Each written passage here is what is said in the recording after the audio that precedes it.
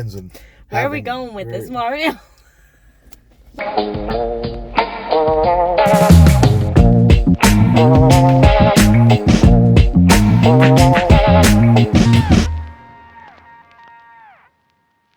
What's up, you guys? Friggin Nerds Mario and Friggin Nerds Lee. Coming at you with another parking lot review. A highly anticipated parking lot review, apparently, among the community. Among a lot of people. Yeah, coming at you with Ghostbusters Frozen Empire. Finally, another Ghostbusters flick. We got the last installment, which was Ghostbusters Afterlife, which was, I think, forever ago. 2 years ago? It felt like longer than that. I don't know. It is 2 years ago. It's been a while. So we got the cast from there, some returning people, and even returning old Ghostbusters, which we already knew from the trailers. We got, Ernie Hudson, Dan Aykroyd, Bill Murray, all showing up. Showing up. Lots of mentions of Egon. We'll talk about it, of course. Yeah. So we're gonna get into it right now. We'll start off with a sort of first. You may notice that Mario's missing his popcorn bucket. It's coming. It's on coming. Its way. It's on its way. We're at the local Showcase Cinema Deluxe, which had no Ghostbusters love. The only Ghostbusters. No, they did. They had the icy. They have 3 icy flavors. Mm-hmm. It was a green, a Slimer, a Ecto. Basically, Ecto Cooler. It didn't really taste that much like Boo Raspberry. Boo Raspberry. Because this is Bushi. This is Bushi. I got that at PAX for her. So yeah, there's 3 icy flavors. So no popcorn bucket yet, but I'll probably put up a review of the bucket when it comes in. Anyway, unboxing. But anyways, let's get to the movie. I want to open up with what were people talking about? Why were people so against this movie? People were really slamming this, but of course, like any movie that comes out in 2024, of course it's going to get buried no matter what it is. Review bombed and all that. I thought it was good. That's an unfair assessment. Not How's everything gets review bombed. Just about. Not really. I think that people had strong feelings, and I can see both sides of the coin. Continue. Anyways, people were really, really mean towards this movie. I saw some pretty nasty comments about it. Mm-hmm. And I don't agree with those at all. I understand where some people were coming from. I think a lot of the complaints were such as certain jokes not hitting. Mm-hmm. And I could agree with that. I understand that, and I thought they were funny, but maybe I just have a dry sense of humor. No, I think it's more the people that are like entrenched in the Ghostbusters universe may have found things funny that because they were deeper cuts, so to speak. Sure. There were some things that you were like, "Oh, I'm glad that they did this, and this because it was in the cartoon series and yada yada." Some of the jokes did feel almost half-assed by the actors themselves. Sure, yeah. I mean, you have one of the not dry sense of humor, but most unique sense of humor in Paul Rudd, who always delivers a special sense of humor that I always find funny. I like the line of him basically reciting the entire Ghostbusters theme in a conversation, and busting makes me feel good. And that was one more thing to say. That was probably the biggest pop of the movie for both of us for laughing. But yeah, he delivers. Of course, the fact that you have Paul Rudd in a Ghostbusters movie is great, and it really brought a sense of humor out, and I love it. Dan Aykroyd makes a big return. He's in this a lot. Mm-hmm. He's a very important character in this. You do have Ernie Hudson back as well, who also has a pretty big role. We see it in the end credit scene of Afterlife. He's the one who bought the firehouse, and he brought the Ghostbusters back. And I have to say, I like the way that they used the original Ghostbusters as more mentors and didn't let them overshadow the new generation. Except for Bill Murray. Bill Murray only walked in for maybe a total of 7 minutes and just walked out with a paycheck. And I feel like they set him up for big reactions from people, like in the theater. Like they set up his entrance for like a pause, for like applause or cheering or whatever. But the problem is they revealed that in the trailer. They gave us his entire walk-on scene. In the trailer. Yeah, we knew all. That's what sold the movie for people. Is like, oh, the original, the last remaining Ghostbusters are in this movie, and they're going to be in action, and they aren't really. They put the packs on, they put the suits on, they shoot off a couple of beams, but it's nothing special. There's a scene where they're trying to take on the big bad. We won't go into spoilers. If you guys want a full spoiler review, I think I'm going to break it down when I start to process it more. This is like the parking lot review, the first thoughts coming out. They might change. But there is a scene at the end they're fighting the big bad, and the new Ghostbusters are taking care of something, and then the old Ghostbusters are go downstairs and take care of something else. Mm-hmm. And there's a parallel teamwork thing. Let's show that we really have two sets of Ghostbusters, but we have the old and the new. Yeah. And they they're working together. Yeah, but then they end it with the new generation is slowly the tutor or the student is slowly starting to outmaster the master. Yeah, and I think I think now with the way this movie ended, some people are kind of like they need to hang up the proton packs, maybe stop doing Ghostbusters movies. But I can see them still kind of doing things in the Cameos. future, we talk about Star Wars. Star Wars, a movie from the 70s, continues to have things come out. Mm-hmm. Every year we have a bunch of TV shows. There's talks of movies coming in the future, or everything. So you could do other Ghostbusters things and just make them original stories. One quote that I hear from Friggin Nerd Mike. You guys know Mike. His biggest complaint, I think Brits as well, with the last movie was that it was too much like the original. Like we had the same plot line. We had Zool come back, and we're like, oh, why do we have the same villain coming back? But I think they must have heard them, because this movie, it's original. It's original. It is an original. It's a new ghost situation. It's like we gotta take on this new threat.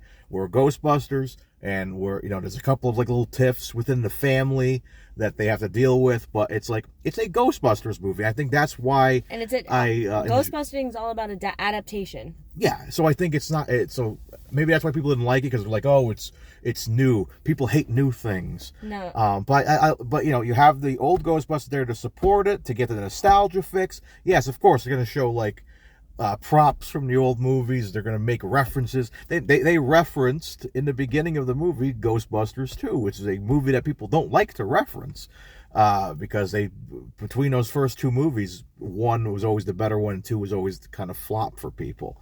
But I like the fact that they bring up the Statue of Liberty incident, and I'm like, good, why not? Let's talk about it. But there were a lot of parallels actually between this movie and the second one, I felt. How so? I don't want to get into it because spoilers. Spoilers, okay. But there's even a part where there's ooze dripping from the ceiling, and there's the adaptation of the tools that they had to use to fight the big bad. Yes. There's a lot of parallels with the second movie without it being the exact same plot like the first movie was. Yeah. I felt like that was a really good move. I feel like, really quick, going back to the original actors being in it and all of that, I feel like if they had kept that part a surprise and let the first movie speak for itself about how the second movie could go, I feel like I would have been so much more excited about the appearances of the original three together. It would have been harder. It would be hard to hide that, one, because we already established that Ernie Hudson, Zeddemore bought the firehouse, so we already knew he was going to be in the next movie. Yeah. And the other Ghostbusters showed up at the end of the last movie. So we knew they were probably going to be involved somehow. I thought they'd be already in there, but when we see them in the beginning, they're not actually Ghostbusters. They're just retired, but then they kind of join up after. Because it's an all hands on deck situation. So maybe that was maybe a surprise. But I think, but yeah, it would have been harder for people to get excited for this movie, because I do think that was what fueled it, because a lot of people were not impressed by the trailers and stuff. They're like, who are these, Paul Rudd and all that. I don't know. I feel like people would have gone to see it either way. The theater was packed full. Let's talk about that for a second. The theater was packed full of families, generations going to see this movie. There was one little boy. Brought a tear to my eye. that was dressed up in full Ghostbusting gear. I love to see it. The jumpsuit. I should have brought my gear. The goggles. He had a Slimer bucket. Like, the whole nine. So I would say that I don't agree that people wouldn't have gone to see this movie without showing the original trio. I think people wanted to go see it, but I think they would have been unhappy about it. No, I don't think so. But we're allowed to have different opinions. I just feel like it would have been a bigger pop if they had saved that as a surprise. Kind of like how they tried to save the Andrew Garfield and Tobey Maguire appearances in No Way Home. That's not a good. I mean, but we already got the surprise in the last movie. No, did Bill Murray come back for the last movie too? All three of them showed up at the end. Okay. We had that emotional scene of Ghost Egon and all four of them.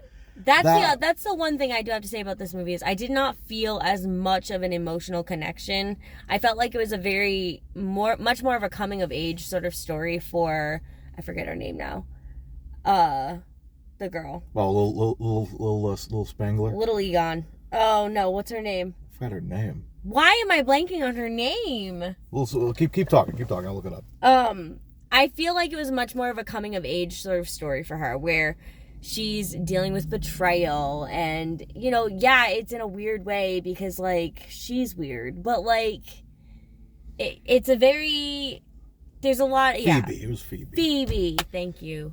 Phoebe Spangler. Yeah, I mean, with Phoebe... Yeah, I was, like, a little bummed out about Phoebe's character because, like, you made her such a important character in the last movie, but then this one it kind of starts off with, like, you're too young, kid, to be a Ghostbuster. I'm like... Which I feel like she's the reason the Ghostbusters are functioning. Yeah. I felt like that was a little bit weird. Like, and that the family listened to that. It was just a weak argument to me. There were a couple of things where I was like, common sense dictates that you not do this during the movie. Like... It's not like you weren't warned about certain things that could happen.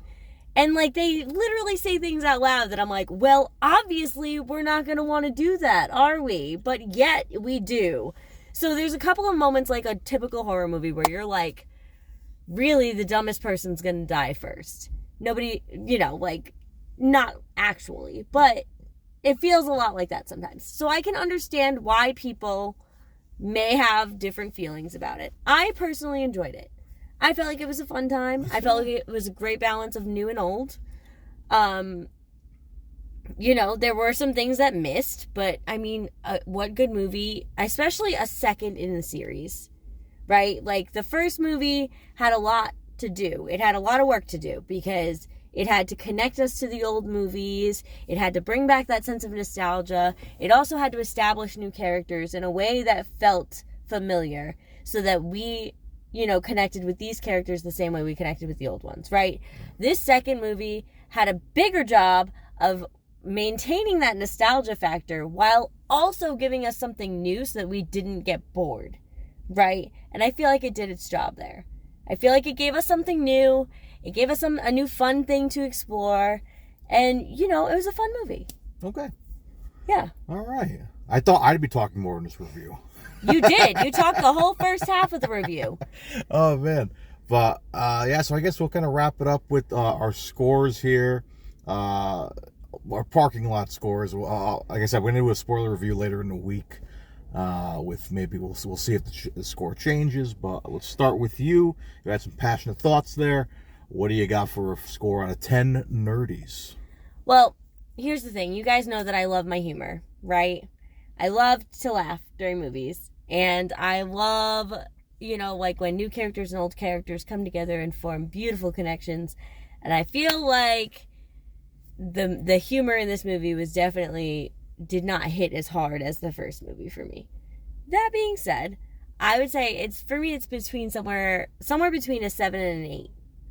Okay. Personally, I'd say I'm gonna go with a 7.5 just because we're not gonna split hairs. We're gonna split hairs So I'm gonna go with 7.5. Okay. I feel like that's a pretty, it's a good grade. It's a high C, or mid C. I think it's a good one. What about you? Okay. I'm gonna say between this one and the last film, Yeah. I still think I like Afterlife better only because of what it did for Ghostbusters fans emotionally. It's the movie without Harold Ramis. Yeah. So how are they gonna sell that movie? And they're like, okay, let's bring it so his family is what keeps the Ghostbusters alive. Because Harold Ramis was a very important part of the Ghostbusters with, just production and everything. And, there was a passion project for all those guys. And just what they did, it's always so hard to deal with a actor who passed away in a film. Yeah. And the way they did it in that movie to this day still is the most classy way they could have done it. It's still jarring to see him as a ghost and looking old, but I still think it was done well. They'd have him talk, and I'm like, good enough. So that movie was for Harold Ramis.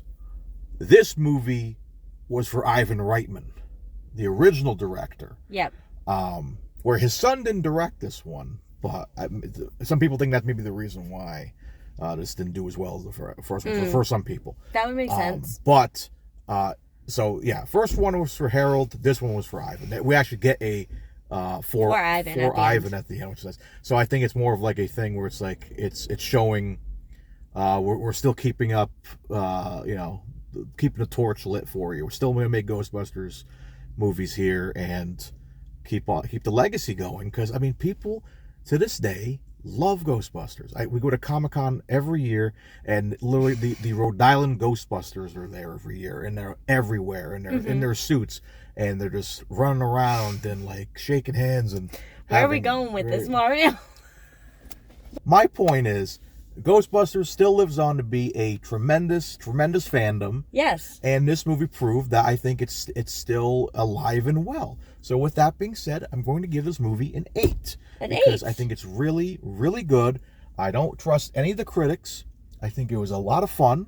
Yeah. And I can't wait to see it again. I can't wait to buy it, to add it to the Ghostbusters collection that I have at the house. That's an excellent review. So thanks. I will say, I think part of the reason I gave it a 7 also. 7.5, you said. Huh? You said 7.5. 7.5, but not an 8, is because of the emotional connection that you were mentioning from the first movie. I did not feel that as much in the second movie. So it was the humor for me and the emotional connection for me. Well, I will always feel the emotional connection to Ghostbusters because I'm a huge fan. Yeah, agreed. Seeing Walter Peck, which was like in the trailer, people know about Walter Peck coming back. And just seeing Dan Aykroyd in the bookstore again and all that, like, I will always have a connection, no matter what. Same thing with Star Wars. Even though we talk trash about the Disney trilogy on the podcast all the time, Last Jedi still makes me cry when I see Luke Skywalker and the Millennium Falcon and R2-D2. You know what I mean? Like, nostalgia will always hit me in a certain way. But I feel like there was a good mix here, and that's all I got to say about that. Again, we'll give you guys a full spoiler review with more details coming soon, but this is our basic score here, man, 7.58. Let us know in the comment section below, what's your score if you guys went to go see Frozen Empire this weekend? Let us know, out of 10 nerdies, what was your score for Frozen Empire? Trying to get no spoilers in that comment section. Maybe everyone didn't see it yet. But until next time, guys, I've been Friggin Nerd Mario. I'm Friggin Nerd Lee. And Busted makes me feel good. This is Boo Sheet. And until next time, guys, stay friggin' nerdy.